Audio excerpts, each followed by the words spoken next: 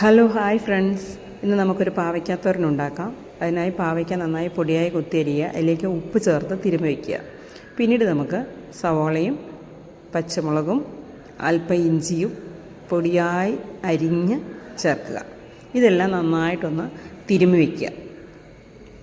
നമ്മൾ കറികളുണ്ടാക്കുമ്പോൾ ഈ മസാലയും എരിവും ഉപ്പും എല്ലാം ഈ കറിയിലേക്ക് ചേരാനാണ് നമ്മളങ്ങനെ തിരുമ്മി വയ്ക്കുന്നത്. അതിനുശേഷം 1 കപ്പ് തേങ്ങ, അത് നമ്മളെടുക്കുന്ന പാവയ്ക്കായുടെ അളവനുസരിച്ച് അല്ലെങ്കിൽ വലിപ്പം അനുസരിച്ച് നമുക്ക് തേങ്ങ ചേർത്ത് കൊടുക്കണം. തേങ്ങ ധാരാളം ചേർക്കുന്നത് ഒത്തിരി നല്ലതാണ് പാവയ്ക്കായ്ക്ക്. ചിലർ ഈ പാവയ്ക്ക അരിഞ്ഞിട്ട് അതിൻ്റെ നീര് ഒന്ന് പിഴിഞ്ഞ് കളയാറുണ്ട്. ഞാനിവിടെ ആ നീര് പിഴിഞ്ഞ് കളയുന്നില്ല. പകരം പാവയ്ക്ക അരിയുമ്പോൾ ആ കൂടെ ഇങ്ങനെ ചേർത്ത് വയ്ക്കുന്ന സമയത്ത് ഒരു 2 ചെറിയ കഷ്ണം കുടംപുളി ചേർക്കും. അങ്ങനെ ചേർത്തൊന്ന് തിരുമ്മി വയ്ക്കും. അതിന് ശേഷം കറിവേപ്പിലയും ചേർത്ത് ഇളക്കി വെച്ചിട്ട് ഇനി നമുക്ക് സ്റ്റൗ ഓൺ ചെയ്ത് പാത്രത്തിലേക്ക് എണ്ണ ഒഴിച്ചു കൊടുക്കാം.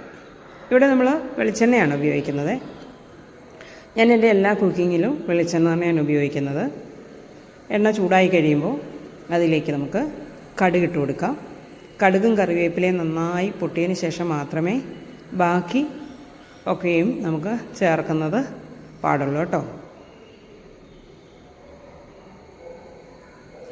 കടുക് നന്നായി പൊട്ടാൻ വേണ്ടിയുള്ള സമയം നമ്മൾ കൊടുക്കണം. കടുകിന് ആവശ്യത്തിന് ഒരു വേണം, എന്നാലേ അത് പൊട്ടുള്ളൂ. ഏത് കറിക്ക് നമുക്ക് കൂടുതലായിട്ട് നമുക്ക് വേണമെങ്കിൽ കറിവേപ്പിലയൊക്കെ ആഡ് ചെയ്യാം കേട്ടോ. അതുപോലെ എണ്ണയുടെ ക്വാണ്ടിറ്റി കൂട്ടണമെങ്കിൽ കൂട്ടാം. ഞാൻ ഒരു മീഡിയം ക്വാണ്ടിറ്റിയാണ് എപ്പോഴും ആഡ് ചെയ്യുന്നത് കേട്ടോ. ഒന്ന് പൊട്ടിക്കഴിയുമ്പോഴേക്കും കറിവേപ്പില ഒന്ന് ജസ്റ്റ് ഒന്ന് മൂത്ത് കഴിയുമ്പോൾ നമ്മൾ അരിഞ്ഞു വെച്ചിരിക്കുന്ന പാവയ്ക്കായും സവോളയും വെളുത്തുള്ളി ചേർത്തിട്ടില്ല, ഇഞ്ചി പച്ചമുളകും ചേർന്ന് നമ്മൾ മിക്സ് ചെയ്ത് വെച്ചില്ലേ, അതിനെ നമ്മൾ ഇതിലേക്ക് ചേർത്ത് കൊടുക്കുക. പൈല പുളി നമുക്ക് ഉണ്ട്. ആ പുളിയാണ് ശരിക്കും ഈ പാവയ്ക്കയുടെ കയ്പ്പ് കളയുന്ന ആൾ. എനിക്കൊന്നും ഒട്ടുമേ ഇഷ്ടമുണ്ടായിരുന്നില്ല പാവയ്ക്ക കഴിക്കാൻ വേണ്ടി. ഇവിടെ എൻ്റെ അമ്മയാണ്, ഞാൻ കല്യാണം കഴിച്ചിവിടെ വന്നു കഴിഞ്ഞപ്പം എൻ്റെ അമ്മ ഇങ്ങനെ പാവയ്ക്കാത്തോരൻ വയ്ക്കും. അങ്ങനെയാണ് സത്യത്തിൽ ഞാനത് കഴിക്കാൻ തുടങ്ങിയത്. അല്ലാത്തപ്പം ഞാൻ നേരത്തെ കഴിക്കത്തേ ഇല്ല, എനിക്കിഷ്ടമില്ലായിരുന്നു. എനിക്ക് കയ്പ്പൊന്നും ഇഷ്ടമില്ലായിരുന്നു. അങ്ങനെ സാവകാശത്തിൽ ഇത് കഴിച്ച് പാവയ്ക്കായ്ക്ക് കയ്പ്പില്ലാതെ നമുക്കിങ്ങനെ വെക്കാമെന്ന് കണ്ട് മനസ്സിലാക്കിയതിന് ശേഷമാണ് ഇതൊരു ശീലമാക്കിയത്. അതിന് ശേഷം ഈ പാവയ്ക്ക ഇതുപോലെ തോരൻ വയ്ക്കും. പാവയ്ക്ക പച്ചയ്ക്ക് തന്നെ വറുത്തെടുക്കും, അല്ലാതെ പാവയ്ക്ക മെഴുക്ക് പുരട്ടി വയ്ക്കും, പാവയ്ക്ക തീയൽ വയ്ക്കും. എല്ലാറ്റിനും നല്ല ഹെൽത്തി ആയിട്ടുള്ള ഒരു ഫുഡാണല്ലോ പാവയ്ക്ക. നമുക്ക് നമ്മുടെ ശരീരത്തിലുണ്ടാകുന്ന രക്തത്തിൻ്റെ കുറവ്, ഹീമോഗ്ലോബിൻ്റെ കുറവ് ഒക്കെ പരിഹരിക്കാൻ നമുക്ക് വേണ്ട ഒരു പോഷകമാണ് പാവയ്ക്ക. നമുക്ക് സാവകാശത്തിൽ ഇതിനെ ഇളക്കിയെടുക്കാം. ഇടയ്ക്ക് എല്ലാം കൂടെ ഒന്ന് തട്ടി വെച്ചിട്ട് അടച്ച് വയ്ക്കാം.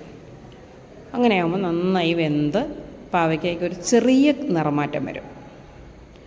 ഈ പുളി ഇട്ടെന്ന് വിചാരിച്ച് അതിനകത്ത് ഒരു അശേഷം പുളി വരില്ല കേട്ടോ.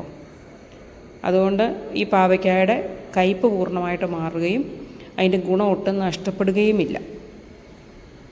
അങ്ങനെ നമുക്ക് ഹെൽത്തിയായ ഒരു ഡിഷാണ്. എല്ലാവർക്കും തന്നെ ഇഷ്ടമുള്ള ഒരു കാര്യമാണ്. ഭൂരിഭാഗം പേർക്കും പാവയ്ക്ക ഇഷ്ടമാണ്. അതുകൊണ്ട് പാവയ്ക്ക ധാരാളമായി കഴിക്കുന്നത് നമുക്ക് രക്തം നമ്മുടെ ശരീരത്തിൽ ഉണ്ടാകാൻ നമ്മളെ സഹായിക്കുന്ന ഒന്നാണ്.